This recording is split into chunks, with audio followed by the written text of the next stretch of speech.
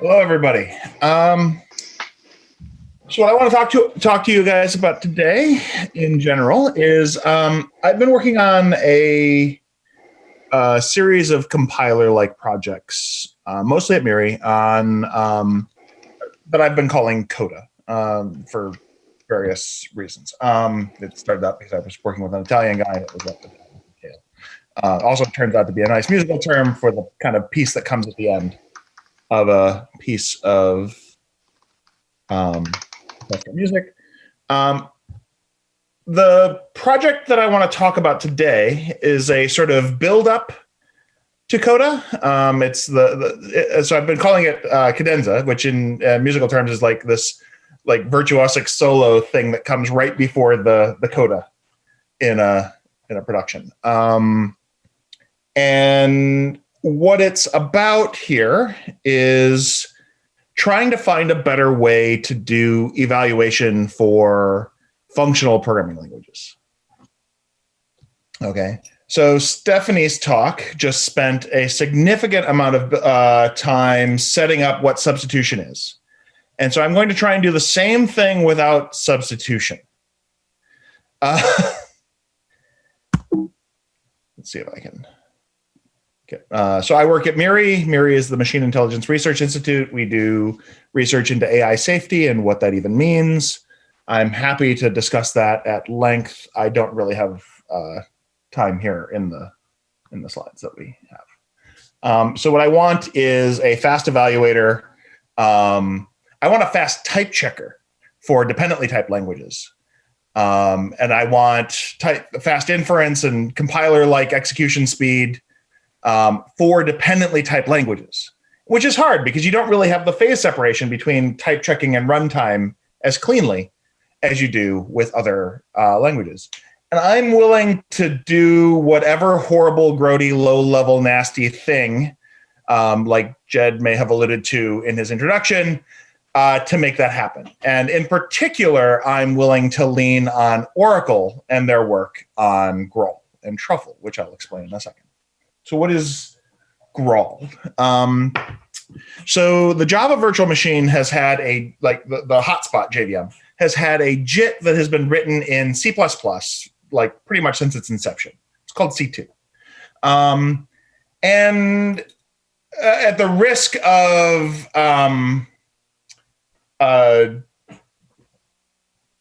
attacking other people's work, it is a mess. It has been around since dirt. It's pre C++ 11. It's hard to maintain. Almost nothing happens. If you look at release announcements for Java, they basically never say anything new about the JIT. They always say something weird about a garbage collector or something. So there's been a holy grail project to replace the JIT that's in the JVM with one that's written in Java. Okay, so Graal or Graal, I can't pronounce it correctly, is a JIT for the JVM written in Java. And it has an interesting sort of approach to things. What it does is it acts more or less like a function from bytecode in to assembly out. You can basically look at the JVM CI, and if you poke the JVM compiler interface, and if you look under the hood, there's a few other things here for signatures and whatnot. But materially, it looks like you give me bytecode, I will give you assembly. And then Oracle abstracted over this and enabled both C2 and Graal to implement this interface. Now, internally, what Graal does is it takes your bytecode and it compiles it into a big graph, where this graph has all of the, they can do all the escape analysis on it, and this depends on this. And they take that and they produce assembly. And the assembly has little slow path cases where, oh, wait, we didn't bother to compile that yet. So let's go back, mangle the graph. And then when we recompile from the graph the rest of the way to assembly, we'll fill in more of the cases as we need. The Java virtual machine is very good at a thing called de-optimization, unironically, which is that it starts assuming that it can get away with things and then gradually accepts when it can't. This is an important way that they're able to get away with making basically every function be able to be a virtual function call. It's part of the legacy of the way the JVM works. Okay. So Truffle is a language framework that sits on top of Graal, and you write your interpreter for your little interpreted language, your not even little, Ruby, JavaScript, Python, R. All of these languages have Truffle-based interpreters. And by writing your interpreter in Truffle, what you're able to do is you're able to get help from Graal. Basically, what you're able to do is sort of implement those nodes in the graph and tell it how to downgrade, how to de-optimize your code when you failed to actually meet the conditions that you needed for the more optimal code paths. And this has been rather clever. Like there's been other work in this space, like PyPy is an attempt to build a Python interpreter by building it in Python, more or less. You build it in a restricted dialect of Python. But the problem is that whenever all it can do is JIT harder at a given point, it doesn't actually get to, you don't get to instrument and tell it how to JIT your code. And that's something that Truffle does fairly uniquely in this space. So what I want to talk about a bit is an evaluation style for a Lambda calculus. And I'll do it by we'll just live code one right now to build a little normalization by evaluation interpreter. Okay. Hopefully this will not go horribly wrong. If not, if it does, I've got a piece of it lying around here. Jed, can you double check that you can see both of the, all right. I will set this to an appropriate size. If it's too small, feel free to pop up in QA Edward or whatever and let me know. So what I want to do is I'm going to start with a very simple version of names, and we're going to write the dumbest possible Lambda calculus interpreter. So an expression is a value, which is a name, or it's an application of an expression to an expression, or it's a Lambda, which captures a name and has a body. Let's say that's how I'm going to view my expressions. This is none of the safety that Stephanie just spent the last hour or so building.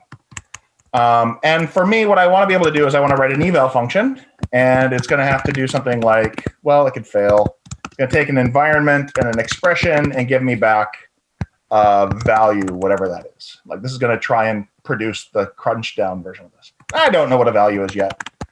We'll make it up when we need it.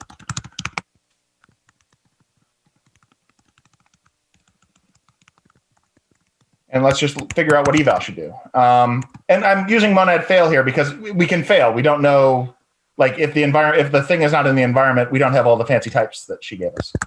So to eval in an environment variable x, we're going to like look up x in the environment. And if we don't find it, we're going to fail with a programmer grade error message. And if we do find it, we're going to give back that value. And then to evaluate an application, all we know how to do is eval. So we'll eval f and we'll eval x. And we'll get those as values. And we'll come up with some definition of what it even means to apply a function to a value. And then finally, I don't know what apply is, but it's got to take two values and give me a value possibly blowing up in my face because of bad terms. When we have if we get around to building a type checker, which I'll skip to the end at the end, all this monad fail stuff will disappear from eval. We'll just assume that the type checker did its job and left you only with sound terms. And then finally we have lambda, and I've got some variable that I want to bind in the body, and I don't know what this is, but I do know that whatever it is going to be a function of e, x, and b here. It's going to be a function of the environment, a function of what variable I want to extend the environment with, and the body I want to run it with. So why don't we just define a value that has all that stuff, right? This is sort of the initial choice. Like everything else would be a function of this. So we got an environment, a name, and an expression. This will be just give me the closure with e, x, and b in it. Now we can finally get around to defining apply because we have a case to analyze. I want to apply this closure to this value. So this is the function that we've built, and this is the argument that we want to pass it. And the only thing we know how to do is eval. So we're going to eval in an environment that has been extended with x set to value v, the body. Okay? And what do we have here? I didn't tell you what an environment is. An environment is a list of pairs of names and values, because and what did I screw up? This is var. There we go. That looks like we've got it. I'm going to skip just a little bit of the boring stuff. Here, what I've added is a little program construct that takes an environment full of expressions and gives me an environment full of values. So this is basically just runs through the list and gives me all of the names for all the things that came before, bound to what they evaluated to. And in this case, what I'm doing is I'm writing a program. I'm saying the identity function takes lambda x and gives back x. The constant function is lambda x, gives back lambda y, gives back x. So it gives back the first of two arguments. And I'm applying the constant function to identity, which in Haskell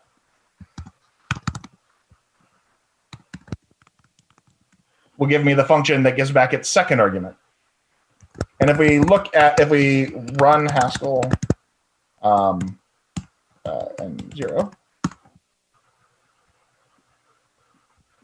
we get this mess. We get this, I'll move it up to the center of the screen.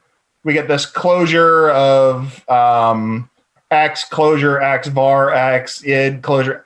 That is theoretically this function, but we can't see it. We have it in weird terms. We have it in values, and the users never talked about values.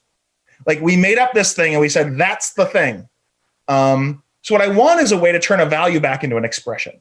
And the technique that I'm going to use is something called normalization by evaluation. I'm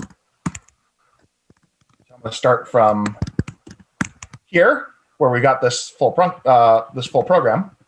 So the real issue was that when I went to build this, I ran my example and it gave me back a value. And I would like this to give me back an expression. So I need is an inverse to eval. I need something that can sort of uneval a value and give me back an expression. And because we're without a type checker right now, it could blow up. And then if I had that, then I could write a little normalization, a way to compute normal forms that does this by taking a expression and gives me back an expression. And it works by, let's make it take an environment. Eval this expression in this environment. Term, giving back a value, and then we'll just uneval the value. Okay? And so if we were to take this example here and replace this call to eval with nf here, this will give back an expression, which is in terms the user actually understands. And I want to give you back the normalized lambda calculus term.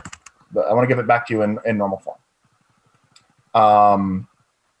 So how can we do that? So I have to make a small, unmotivated decision here. I need the ability to make a fresh name, a name that doesn't occur in a set of names. So I'll take a list of names and a name and give you back a name. And fresh x is something well, if x is an element of the names that I want to forbid, I'm going to fresh x is x prime. Sure. Otherwise, this is not endeavoring to be efficient. I will get to the efficient part after we've seen the basics. Otherwise, we're going to give you back x. And then uneval is actually going to take a list of names to forbid. So I'll start here.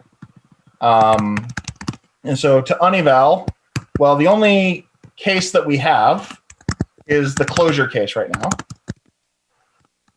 I need to let x prime, because it's probably going to be x prime, be a fresh version of x in x's. And then what do we need to do here? We're going to need to eval the body but we don't have an argument. So how can we extend our environment? We need to eval the body. in an environment E where X has been bound to something magical. And what that something magical has to do is when it's fed to uneval, it needs to turn into var X prime. So we've got like this notion of a variable that we should not try and look up in the environment. Something stuck. The term that's usually used for this is a neutral term. And I'm going to extend my values with a notion of neutral terms. And right now, eval doesn't produce any neutral terms. Like if you give eval a term that doesn't have anything neutral in it, you'll get a term that doesn't have anything neutral in it, or you'll get a value that doesn't have any fancy neutral terms in it. But what I want is a notion of a variable that's a name that when fed to uneval,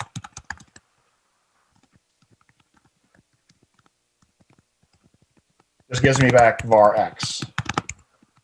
Because I'm going to have a couple more neutral terms over time, what I'm going to do is I'm going to just make a little helper for unevaluating neutral terms. Well, list of names, give me back a neutral, give me back an expression. Okay. Uneval neutral, X is n var X is just, here's your var X. Okay. So now what I can do is I can smuggle in, I want X to evaluate to a stuck X prime. And this gets me back a value for the body. And then what I want to do is I want to say, okay, lambda X prime uneval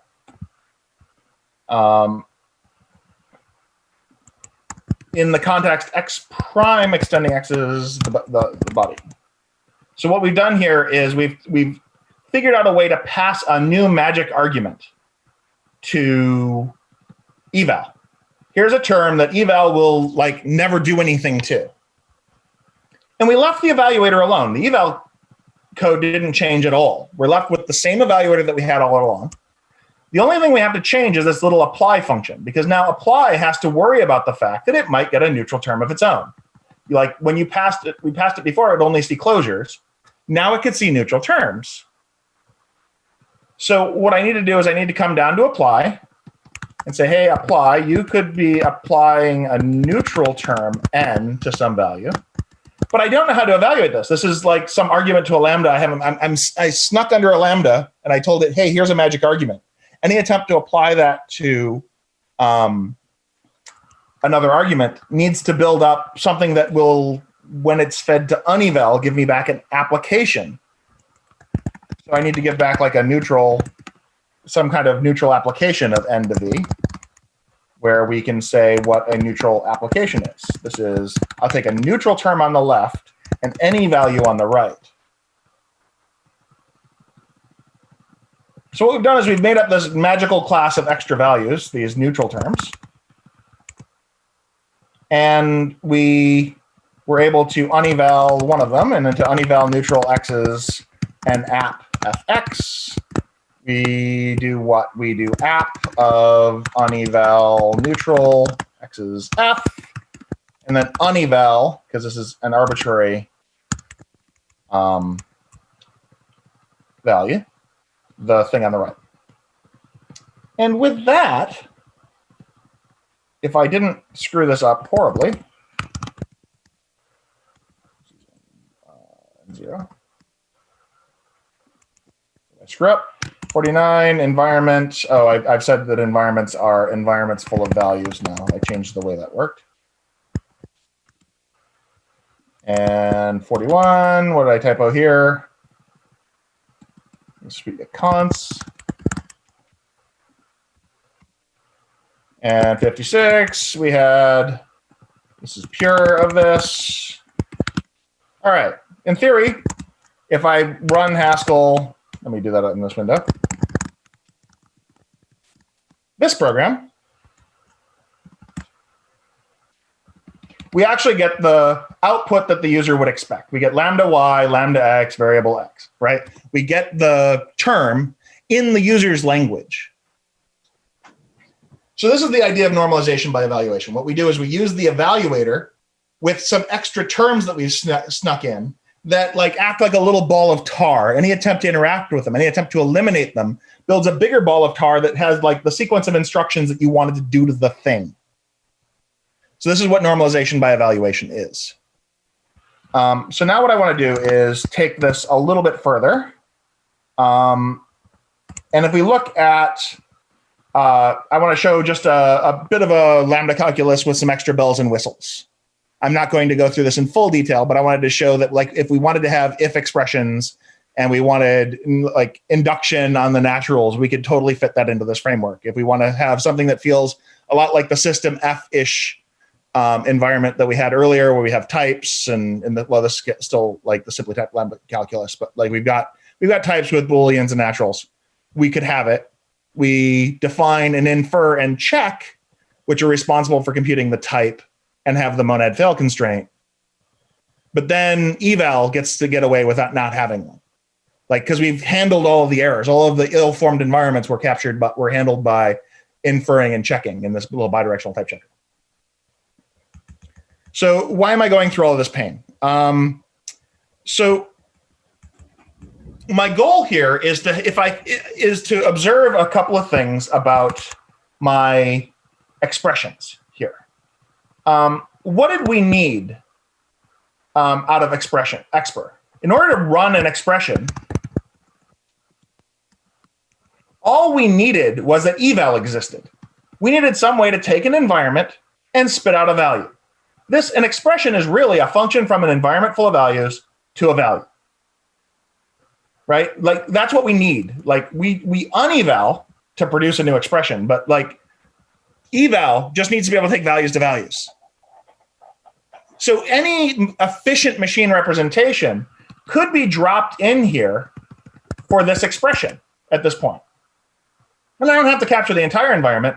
I only really need to capture like, what did I need? And then down here in what do I need to capture? I could like pre-compute which free variables are free inside of this expression and capture just those things. This is like how you build like a small frame with just what your function needs, what you need for your closure. It's a more efficient closure representation than a big linked list. And then this expression could just be like an arbitrary program, like a bit of assembly language that knows how to take in those values and spit out the answer. So like we can move to a more efficient form. We can move to a more efficient form by giving it a list of names and giving it a list of expressions so you apply multiple arguments at a time. Like I'm just slowly trying to build towards like what a more efficient machine representation looks like. And it builds off of the same kind of model. So to run an expression, I just need to be able to call eval on it. So let's define it as an object that has eval as a member. And then what we can do is we can sort of like break apart the concept of a program into like terms are like source terms or something like that. Terms type check into terms that we can actually work with. Terms get compiled into expressions, which know how to manipulate values. We can take that into a value and we can convert a value back into a term if we had to, or into an expression. But I like to kind of like go through like this chain of like, well, I start with a source term, like a thing the user gave me. I get you a thing that's been type checked, or like that I can use that for type checking purposes. I can use that to get me to expressions, where expressions just have eval. Those manipulate values. Values can be converted into normal forms. Normal forms can be compared for equality quickly. They're for like, I want to be able to do like quick alpha equality checks on those things. And then I need to be able to convert those back into expressions without having to go through the whole type checking process.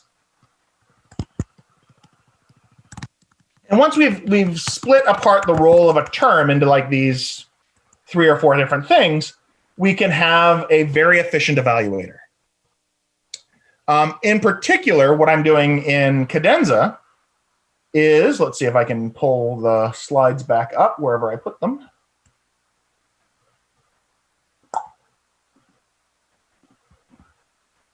Is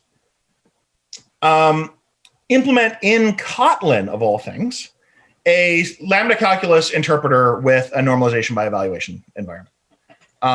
And why? Why Kotlin? Well, basically, I have to run in the JVM in order to be able to use Graal. I get to use their JIT.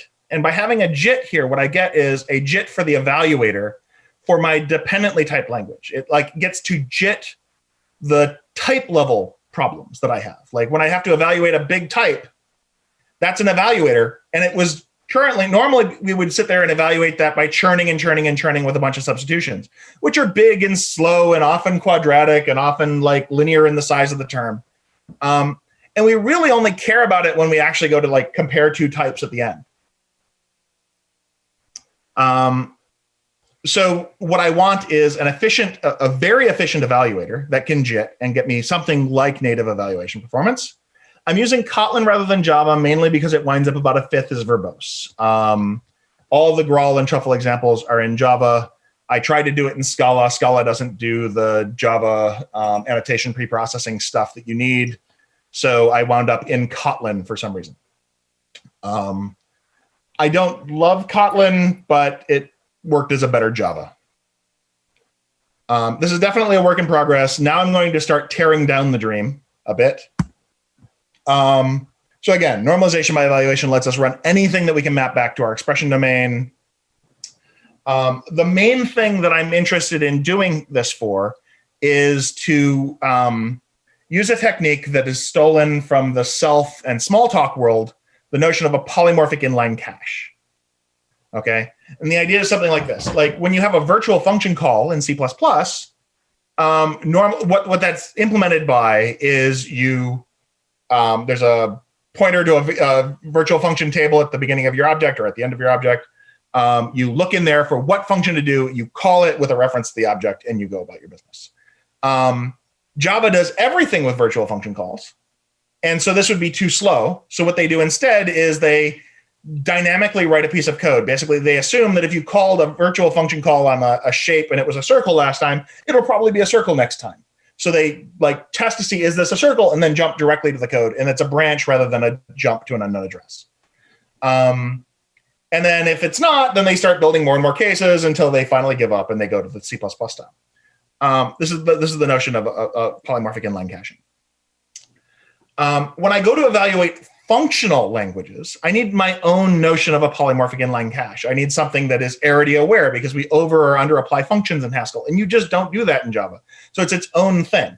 And fortunately, with Truffle, what I get is enough support to be able to write the slow path for, hey, this wasn't a function I expected before, and to substitute in my own fallback procedure. Right? I can make it gradually rewrite itself into the right program. With its own properly structured polymorphic inline cache. The next step is trampolining. Like those of you who have written Scala are aware that if you go to use a monad in, say, Scala Z, you suffer a great deal for the privilege of doing functional programming in Scala. I've seen 50x performance hits pretty regularly for the cost of trampolining. So what we want to do is we want trampolining. We want tail call optimization, and we have to run on the JVM. So we're kind of hosed. But there are a couple of things that are available to us. One is that with Truffle, you can specify how to do tail call optimization. You can build a trampoline by hand. You can build exception-based control flow tricks that literally throw an exception and then through the magic of escape analysis turn into the tight loop that you actually want. But to do that for a functional language, I have to actually build a series of trampolines that sort of degrade in quality. I use an eval apply style like GHC does under the hood. Basically, pass you all the arguments that I have and then use the knowledge that I have about the arity of the target to try and make it take as many arguments as it wants rather than pushing them onto a stack, which is too oblivious to the caller, to the callee. Environment trimming, like I'm working with a Haskell-like language. So if I were to just use JavaScript or Python style, hey, I have an environment, a reference to some local namespace, which references another local namespace, I would suffer all of the huge space leaks that you often get in those languages and that people just don't diagnose because they're working in a scripting language. So I want GHC style environment trimming. And let's just skip that last bit. So the goal here is to let us tell the JVM how we want to JIT, so we can JIT smarter rather than just harder. There are a number of other like extrinsic, like extra benefits for working through Truffle here, which is that we get to use the Chrome debugger to do cross-language debugging. So I can build my little toy language, and I can literally single step through it using the Chrome debugger. And then if I call a function that happens to be written in R or Ruby or Python or something like that, it will single step into that language too, and then keep going. It's really quite elegant in that respect. And we get this free FFI to other languages like JavaScript, Python, Ruby, R, etc. So this was the promise, and I was really hopeful. And my goal is something like, if I could do this, then I could get an evaluator. Like, I have to write the interpreter for my Lambda calculus or my dependently typed language in Java or in Kotlin using this funny style. But that's like 10% of the code in the compiler. So this gives a couple of directions. What I have is an implementation of basically a simply typed Lambda calculus. And there's two major directions that it could go that are actually somewhat interesting to me. One is I can double down and I can carry on into like dependent types. What happens is infer and check now call eval, and this just works. We get to speed up type checking. This is a way to make fast evaluation technology that also just makes my runtime, my compile times faster. Another more interesting direction in some ways is, can I use this to evaluate something like GHC? Maybe not more interesting, but like differently interesting, is can I use this to evaluate something like GHC core? Like, I'm starting with a typed Lambda calculus that has a lot of the same features that like GHC core does. We could, in theory, then substitute this in for something like ETA, where we would have a evaluator to run Haskell directly on the JVM through this JIT. And unlike ETA, where we have to sit there and compile everything into separate closures and this, that, and the other thing, it would be JITted with, unfortunately, the long boot up time that you have for Graal or Truffle. And the hope was that I could get a decent enough evaluator. I never quite hit the speed ups that I had hoped for, but I didn't get the ones I feared. So I'm somewhere in the middle. I'm in this unfortunate, uncomfortable zone, much like with Stephanie's talk where she sort of failed to slay the last dragon. I feel much the same way. We're able to get this to a point where it's fast enough to be interesting, but it's not quite competitive with a fully compiled story. It turned out that there were a bunch of weird corner cases with the way escape analysis works. And in theory, if I was smarter about how to use Graal and really cared a lot about the JVM, I could probably force myself to finish this. The name Cadenza sort of implies this is a solo project. It hasn't been since about halfway through the development. I've been working with Sora Charbonneau, and she has been a huge help, like actually just getting it to the point where it actually can run code. And like banging out all of the horrible edge cases. There are a bunch of other things that went into this project that turned out to be interesting. I think they go pretty far beyond the scope of what I have time to talk about here. There's a whole assembler for Java bytecode for generating custom closure types rather than using their own materialized frame. So I can theoretically maybe get away with a quarter of the amount of memory that it would otherwise want. And there's a bunch of crazy stuff that had to go in here. But I do think the idea of leaning on something like Truffle or Graal, where we have a JIT that is sort of cooperative, where you can say, hey, look, here in code is how to handle the slow path for your language, is something really promising. I don't necessarily know that I buy that Graal and Truffle are that tool. I had bigger hopes than I think the end result warranted. But a lot of this was my attempt to gain familiarity with what Oracle can do by throwing 50 developers at a thing. before I go off and try and throw myself at doing the thing the right way, and then like get bored and abandon it in 2 years. So I wanted to sort of give this as a bit of an experience report on like the status of my work with Cadenza. The code is on GitHub. You can download it. There's been some changes in Graal since it was last worked with like a couple months ago. They've been working to try and get Graal to work on JDK 13, and I don't know if they actually got around to finishing that. At last check, this worked on the Graal VM under JDK 8, and then it got moved up to JDK 11. But I do think it's rather interesting. I want to like just take a quick gander at some of the code in Java. I figure I don't know my time yet. How am I doing? Okay. I got enough time to pull up some Haskell or some Kotlin.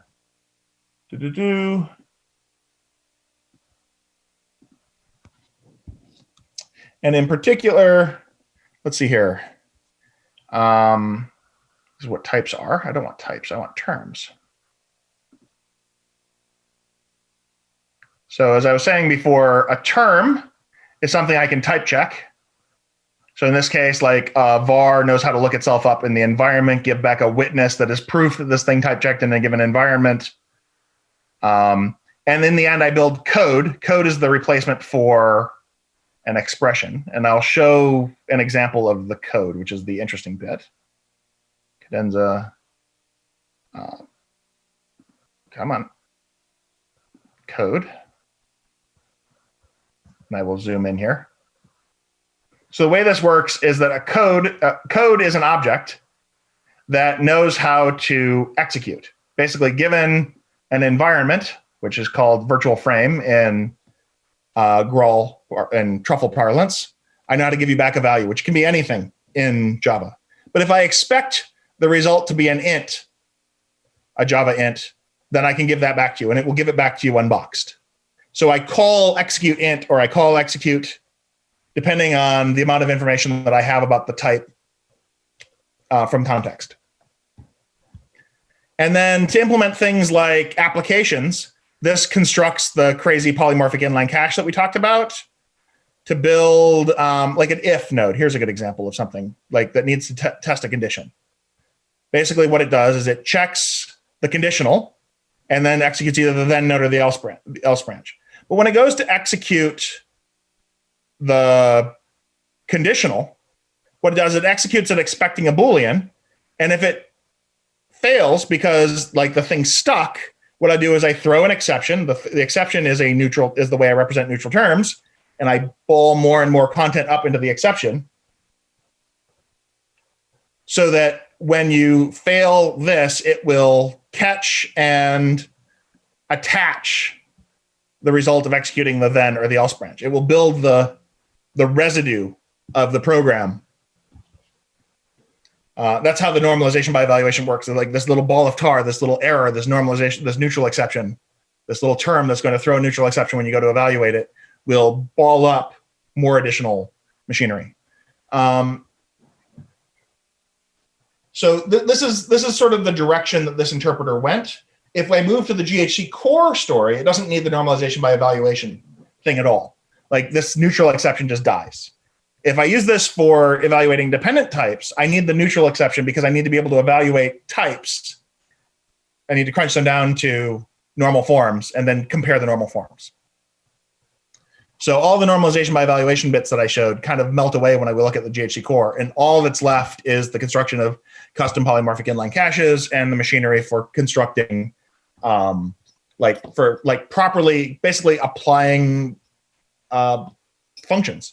And the same machinery is needed in order to build pi types and to evaluate lambdas, other binders. So like the goal was to get how to evaluate those things down first. And that's why I started with a simply typed lambda calculus where I just didn't have to deal with any extra issues. And then we can move to an environment where the types are the same as the term language. So that is, I think, everything that I really wanted to say. Thank you.